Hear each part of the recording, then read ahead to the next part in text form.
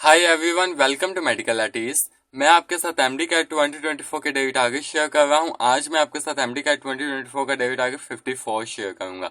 सबसे पहले बिस्मिल्लाहिर्रहमानिर्रहीम। एमडी कैट 2024 के डेबिट टारगेट 54 में जो सबसे पहला सब्जेक्ट हम डिस्कस करेंगे वो हमारे पास है बायोलॉजी का। बायोलॉजी में जो चैप्टर हमने पीएमडीसी के सिलेबस के अकॉर्डिंग स्टार्ट किया हुआ है, सेल स्ट्रक्चर एंड फंक्शन, उसका आज हम सब टॉपिक, मोस्ट इंपॉर्टेंट सब टॉपिक हम डिस्कस करेंगे। वो हमारे पास है वैक्यूल्स का। वैक्यूल एक मोस्ट इंपॉर्टेंट टॉपिक है हमारे पास एमडी कैट के पॉइंट ऑफ व्यू से। इसको सबसे पहले आपने अपनी प्रोविंशियल बुक से पढ़ना है जहां से आपने एफएससी कवर किया है। देन उसके बाद इसको आपने फेडरल से लाजमी पढ़ना है, क्योंकि कुछ मोस्ट इंपॉर्टेंट पॉइंट्स हैं जो हमारी प्रोविंशियल बुक्स में नहीं लिखी हुई लेकिन फेडरल में वो लिखी हुई हैं। तो आपने जो वैक्यूल में जो की कॉन्सेप्ट्स कवर करने हैं वो आपने ये देखना है कि वैक्यूल होता क्या है एंड देन ये प्रेजेंट किन में होता है। तो ये present both animal and plant दोनों में ही प्रेजेंट होता है, ये आपने देखना है। देन उसके बाद आपने टोनोप्लास्ट, व्हाट इज टोनोप्लास्ट, उसके बारे में भी आपने पढ़ना है। कॉलेसेंस क्या होती हैं उनके बारे में भी आपको बताना चाहिए।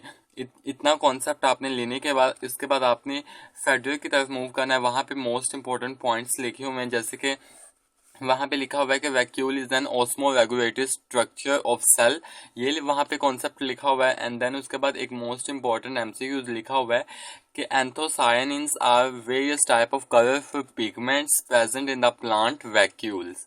तो ये कॉन्सेप्ट हमारे पास फेडरल में लिखा हुआ है, हमारी प्रोविंशियल बुक्स में ये नहीं लिखा हुआ।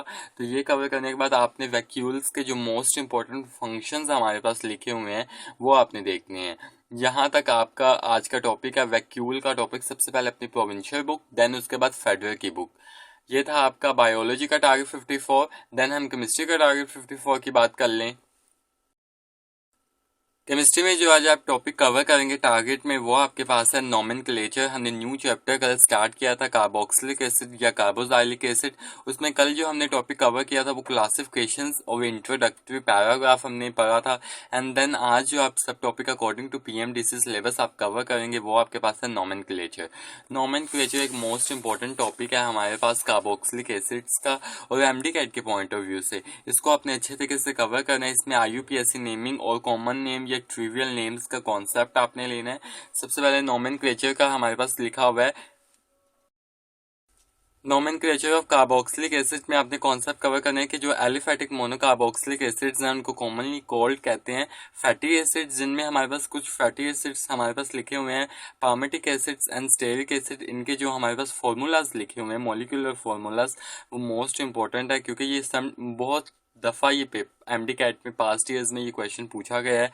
देन उसके बाद लिखा हुआ है these are obtained by the hydrolysis of fats and oil. तो ये आपने अच्छी तरीके से पढ़ना है। देन उसके बाद कॉमन और ट्रिवियल नेम्स का कॉन्सेप्ट लेना है, जिसमें बताया गया है कि जो acetic acid was first isolated from vinegar and butyric acid was named after butyric mean butter.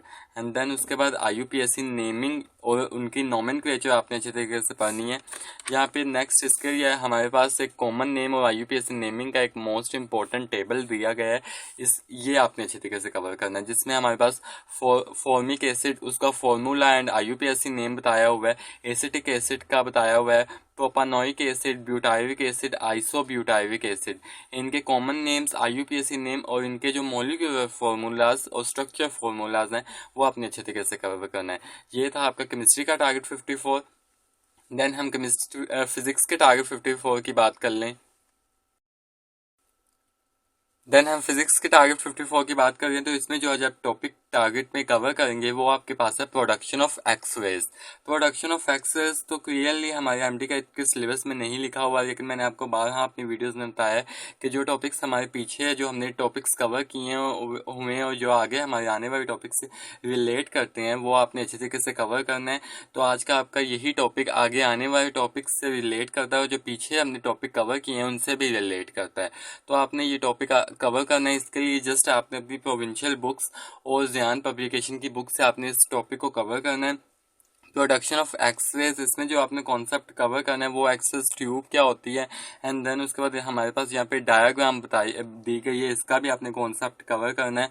तो ये आपने टॉपिक यहाँ लास्ट तक अच्छे तरीके से कवर करना है। इसमें जितनी भी हमारे पास इंफॉर्मेशन लिखी गई है बुक में, थ्योरी बेस्ड इंफॉर्मेशन, और यहाँ पे जो हमारे पास फॉर्मूलाज लिखे हुए हैं, ये 2 फॉर्मूलाज लिखे हुए हैं, इनको भी आपने कवर करना है अच्छे तरीके से। इनका कॉन्सेप्ट लेना है सबसे पहले अपनी प्रोविंशियल बुक्स, देन उसके बाद मैंने मेडिकल आईटीज के व्हाट्सएप चैनल में मैंने ज़ियान पब्लिकेशन की बुक का मैंने लिंक सेंड कर दिया। आप उस लिंक से बुक को डाउनलोड करें और उसको अच्छे तरीके से वहां से कवर करें।